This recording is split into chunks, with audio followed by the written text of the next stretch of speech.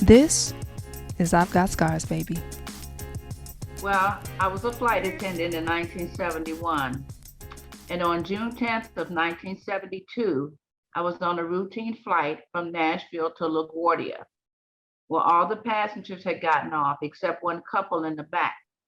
And when I went to him and asked him why he was not getting off, he said he had just had open heart surgery and he would feel better if he had oxygen. So I went up to the front, got the captain, had him come back because we normally don't give oxygen on the ground. That's done by the paramedic.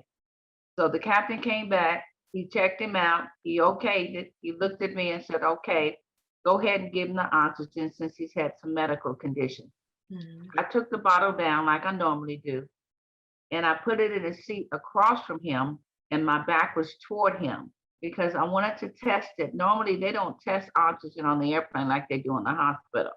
So I wanted to test it before I gave it to him. So as I began to turn it on, it blew up like a bomb and it caught me on fire from my chest up. The captain grabbed a blanket. He put my face and my hair out. They rushed me to the operating room in the hospital. And as I was laying there on the table, they lost my heartbeat. And it was going boop, boop, boop, boop, boop, and then it went boop, boop, it flatlined. Then I heard them say, cold blue, cold blue. And they came in the room, they bust through the doors, and they put this paddle on me. And as they put the paddle on me, it was lifting me up in the air, trying to get my heartbeat back. And they did it 3 times. And on the 3rd time, they lifted me up so high in the air, my spirit was on the ceiling. And I was on the ceiling, looking down at the back of the doctor's head and looking at my body on the table. And what confused me was I was just as alive on the spirit as I was when I was in my body.